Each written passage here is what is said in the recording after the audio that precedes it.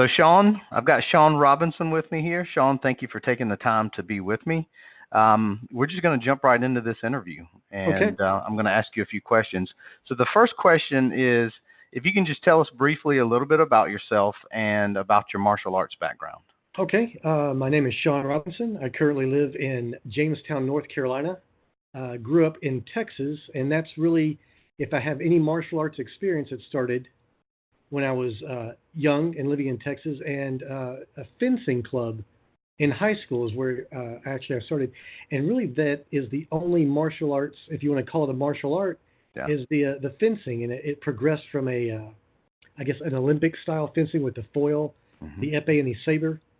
And later, I started doing a lot of historical recreation fencing with rapier and dagger and such things. So I did that a lot, probably for about, I don't know, upwards of about 20, 25 years.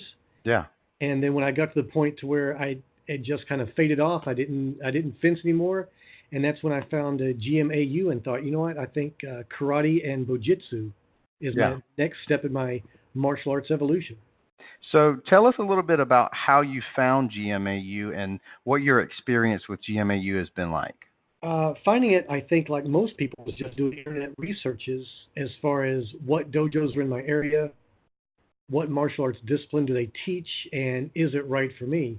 Mm-hmm. And I looked and looked and looked all through the area where I live here in Jamestown and High Point and Greensboro, and there's plenty of dojos here, and they have all outstanding martial arts. Just wasn't for me. Yeah. And I think, like a lot of people who choose GMAU, you're not restricted to going to a dojo. You're not restricted to the dojo hours. And so I found that with my schedule, I think choosing an online platform to learn a martial arts was the absolute best way to go.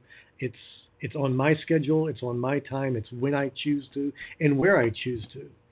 And from that, I think the experience I've gained, or the experience being involved with GMAU, really outstanding. I think it fits me, and I think it fits a lot of people who maybe have a busy schedule, or maybe Yeah. just choose not to be part of a dojo and then their hours and their time frame and their space. Yeah. So, what programs have you experienced with GMAU? Started out with the Ultimate Bow program, and I was looking for something, and I think this came off of fencing. So it's a weapons based martial art, and I thought I would like to try something else. And the 6 foot staff, I Mm-hmm. thought, why not? Let's try that one. So I started out with the Ultimate Bow course and have really had a great time with it. And then I think it was about a month later, I thought, you know what? Let me try the Shotokan karate. So right now I've got Ultimate Bow, Shotokan karate, and I think I'm coming up on about 2 years in both of those programs. Yeah. Yeah. So, tell the folks who are listening to this what rank you're at this point. In the Ultimate Bow program, I'm currently a red chevron Mhm. with the hopes of testing for my black chevron probably in January, maybe February next week. And in the Shotokan program, I recently earned my fourth Kyu purple belt Mhm. with the hopes of testing for my third Kyu brown belt maybe towards the end of this year. Gotcha. Yeah. So, what advice would you give GMA students in general, and especially those who are thinking about doing more than one program at a time? Pace yourself. And what I mean by that is if you choose to do, let's say you do the Shotokan and the Bojitsu, balance that stuff out. Give yourself half hour to 45 minutes, maybe an hour worth of bow training, and then pair it off with the same amount of time as the karate stuff. So what I try to do in my day is do a little bit of karate, a little bit of bow, a little bit of karate, a little bit of bow, and keep them equally balanced. And maybe just for me, I feel if I go a week worth of doing bow without doing the karate, I might lose a little bit of the karate skill. So it's just a balance. It's working out your priorities in your life and trying to fit the martial arts into it. Yeah. So, maybe one of the most common issues that GMA students may run into is finding someone to train with. So, what do you do about that? Actually, that's one of the problems I've had right now too. Is that I'm up Yeah. in such a rank where I need an opponent, I need a partner, I need a partner of at least equal rank, I would think, and it's really been a challenge. I checked the student locator quite often to see if there's anybody local that can help me out or that's interested or who has the schedule to play. But I think that's, if I had any challenges with the GMAU, it's trying to find an opponent, a partner close by, and then trying to get with their schedule as well. Yeah. Let me ask you if there's any other thoughts that you'd like to add. I know that this is scheduled to be a really short and concise type interview, but is there any other thing that you'd like to add about GMAU, or that you would like to say to other students or people who are maybe even thinking about trying one of the programs? Yeah, absolutely. I would. I look at the other student profiles, so I like to know who's in our community. Mm-hmm. What other people like to practice martial arts?